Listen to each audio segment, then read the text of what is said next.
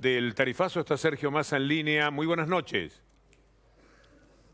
Hola, Víctor Hugo, ¿cómo le va? Muy buenas noches. ¿Cómo Bien, está? con varias preguntas. Iván Jagroski, Nicolás Gandini especialmente, para formularlas, para entender lo que ha sucedido y cuál es el comentario que tienen ustedes desde el Frente Renovador. Sí, Sergio, ¿qué tal? Buenas noches. La primera, decía el ministro Aranguren, naturalmente una primera reflexión sobre la conferencia, pero yendo al punto que no se va a ajustar por volumen, con lo cual lo que hablábamos acá es que los usuarios que puedan van a poder gastar infinito en un bimestre y solo van a pagar un 400% más que el año pasado. ¿Hay un criterio de racionalidad en el anuncio del gobierno? Bueno, a ver, me gustaría en primer lugar poner un acento sobre una cosa que es que me alegra que el gobierno haya tomado conciencia de la gravedad de la situación. A mí me parece que cuando uno plantea con respeto, como lo hicimos nosotros, que una tarifa tiene que ser razonable, que se pueda pagar, y se encuentra con que docentes, jubilados o trabajadores, por ejemplo, de hospitales públicos, comparan su recibo de sueldo con la tarifa de gas y muchas veces le da más la tarifa de gas que su salario, el contrato perdió razonabilidad. El segundo punto, y en el que me parece que a partir del anuncio de hoy tenemos que poner un ojo muy especial, es en las empresas y en los entes reguladores. ¿Por qué en las empresas y por qué en los entes reguladores? Porque mientras un anuncio queda solo en un anuncio y no pega en la vida de la gente, lo que termina pasando es que una noticia se desvanece. ¿A mí qué me preocupa? Me preocupa que hay empresas de servicios públicos que en estos días, frente al reclamo, han tratado a la gente como ganado. Me preocupa que el Enargás o los entes reguladores tengan gerenciamiento y mirada puesta en favor de las empresas y no en favor del usuario. Me preocupa además que tengamos una situación en la cual haya gente que no sea abarcada por el georreferenciamiento del que hablaron, pero no pueda pagar la tarifa. Por eso es clave que ahora asumamos que hay un trabajo cuerpo a cuerpo al lado de la gente para protegerla, que hay que salir de esta mirada economicista, de esta mirada de números y entender que atrás de cada factura hay un ciudadano o una familia que además tiene un problema adicional. Venimos del semestre de mayor inflación de los últimos 5 años. Venimos además con aumento de otros servicios, venimos con caída del consumo, con freno en el nivel de actividad de las pequeñas y medianas empresas. Por eso es vital que el Senado el miércoles apruebe la ley PYME, porque en definitiva lo que necesitamos es volver a poner en marcha nuestra economía. Fíjense ustedes, esta medida de hoy es una medida que, de acuerdo a la estimación de nuestros equipos técnicos, le devuelve a la gente más de 11.000 millones de pesos. No lo pensemos como un número en el presupuesto.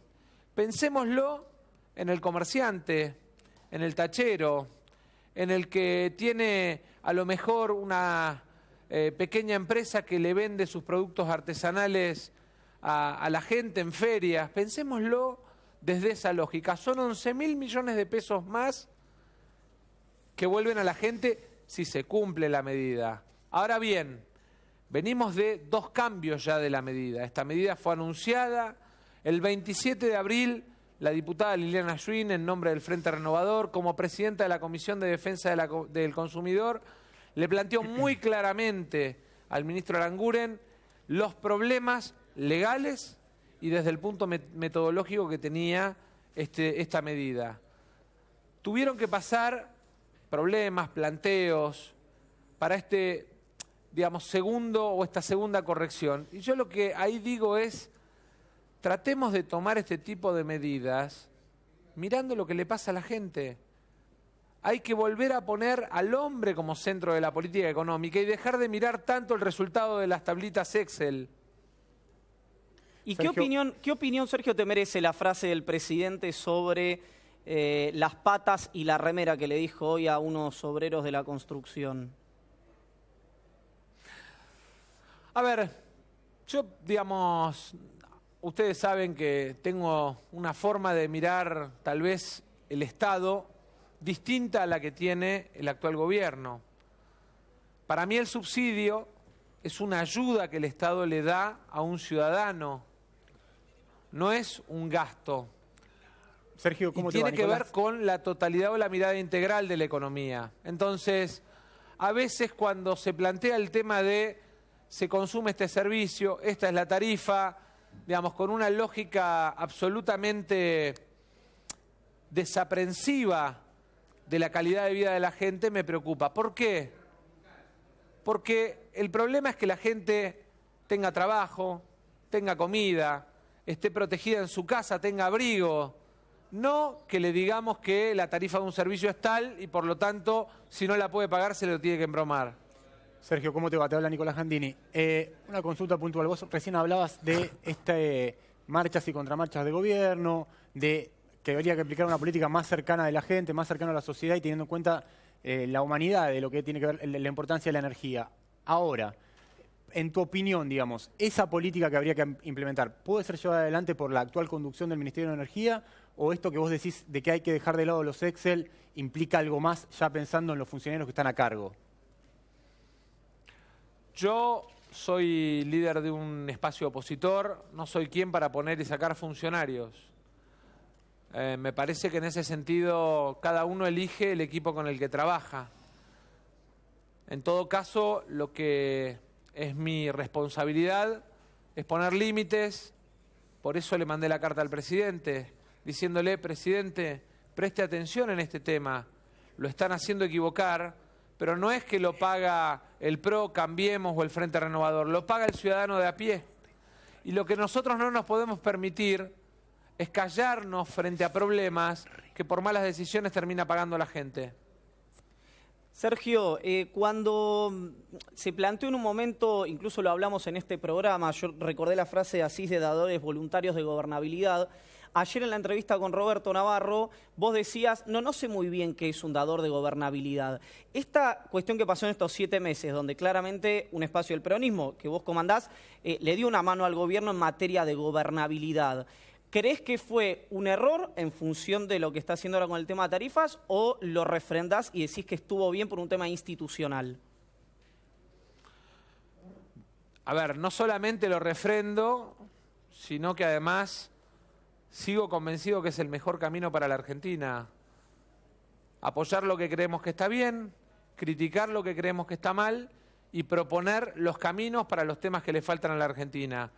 Con la misma firmeza con la que acompañé a la Argentina a salir del default, con la misma convicción con la que creo que sería muy bueno que la canciller argentina sea secretaria general de Naciones Unidas, porque es la Argentina y no es simplemente una funcionaria de un gobierno. Con la misma firmeza puse límites para el uso de los fondos del ANSES, con la misma firmeza defendí la moratoria para los jubilados, con la misma vehemencia peleé la ley Pymes, que si Dios quiere el miércoles va a votar el Senado, y con la misma, te diría, responsabilidad planteé el problema que significaba sostener, tal como teníamos la semana pasada, el esquema de tarifas. La angustia que manifestó el presidente frente al rey de España y la presencia de Rico, ¿le merecen algún comentario? Mire, yo la verdad es que en todo caso lo que creo es que cada uno de nosotros, los que tenemos una responsabilidad pública, somos responsables de lo que decimos y de lo que hacemos. Y después es la gente la que nos juzga. Yo cuando tomé la decisión el año pasado de pelear por la presidencia y de tratar de encarnar un proyecto de país equilibrado que rompiera la bipolaridad en la Argentina y que construyera una avenida en el centro que juntara lo mejor de cada familia, por decirlo de alguna manera, lo hice con la convicción de que cada vez que la Argentina construyó sobre la base de enfrentamientos o sobre el juzgamiento de su historia, en realidad retrocedió o se retrasó. A mí me preocupa que hoy en la Argentina estemos de vuelta discutiendo si el Estado tiene que ser grande o el Estado tiene que ser chico. El Estado tiene que ser eficiente, brindar un buen servicio de educación para generar movilidad social ascendente, un buen servicio de seguridad para cuidar a los ciudadanos y tiene que brindar prestaciones de seguro social que lleguen a todos.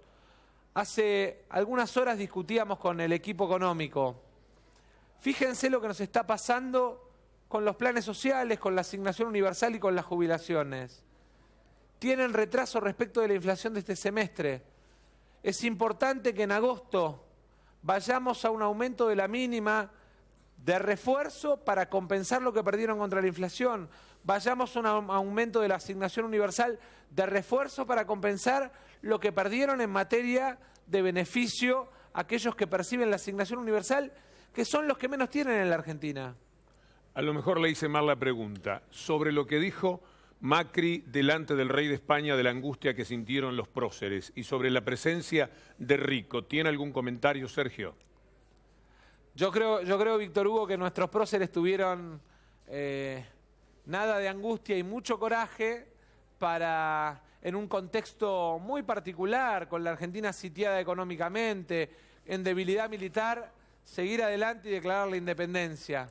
Y estoy seguro que ese tiene que ser el motor del tercer centenario de la Argentina. El del coraje para enfrentar los problemas y sobre todo para resolverlos.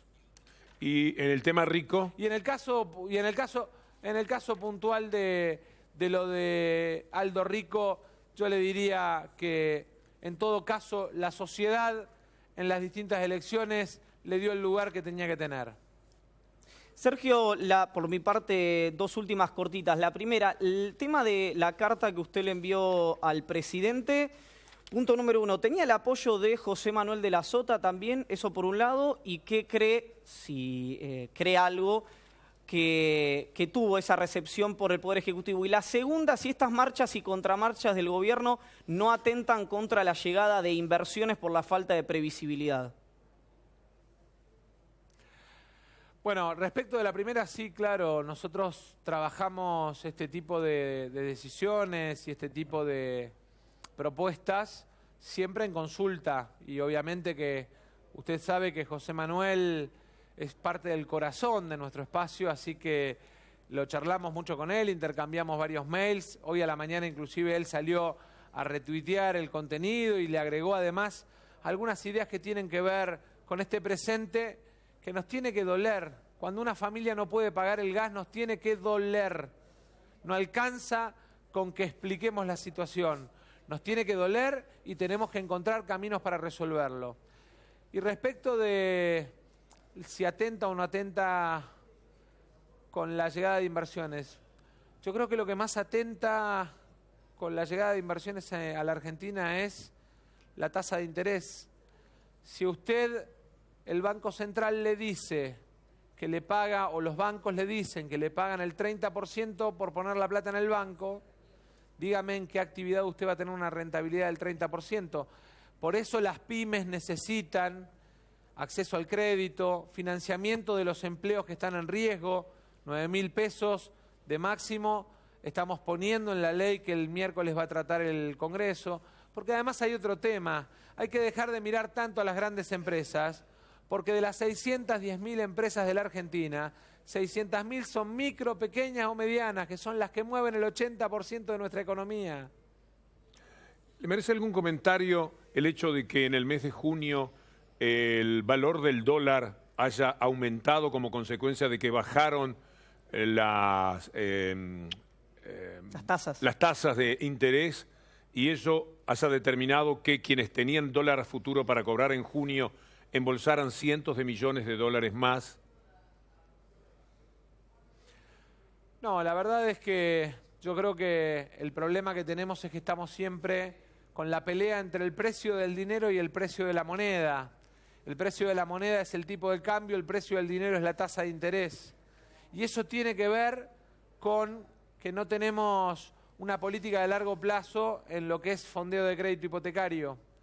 Hasta que no tengamos bien resuelto montos, plazos en materia de crédito hipotecario, vamos a tener esa tensión permanente. Eso es verdad, pero échale un vistazo, Sergio, al hecho de que en febrero y junio, justo cuando se vencían el dólar a futuro, que sabemos quiénes lo han comprado, justo en esos 2 meses hubo aumentos del dólar, es decir, los picos del dólar desde diciembre hasta ahora se produjeron cuando era necesario pagar el dólar a futuro. Y esto determinó una pérdida todavía mucho mayor sobre la que el dólar a futuro significó.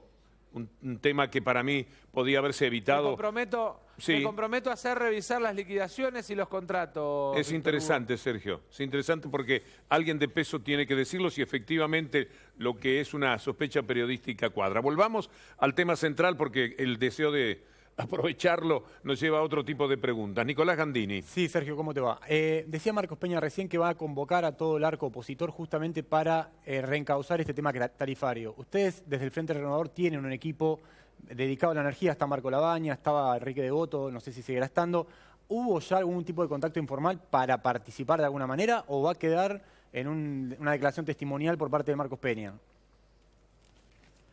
El jefe de gabinete se comunicó conmigo hoy a la tarde para plantearme que, entre otras cosas, además de hacer la corrección en el tema tarifario, iban a hacer una convocatoria, lo cual me pareció oportuno y atinado, sobre todo porque tenemos la obligación de mirar la Argentina a 10 años. ¿Qué vamos a hacer con nuestra matriz energética? ¿Vamos a promover energía eólica? ¿Vamos a promover energía solar? ¿Vamos a promover la energía hidráulica en todas sus versiones, con pequeñas, con grandes centrales, hidros?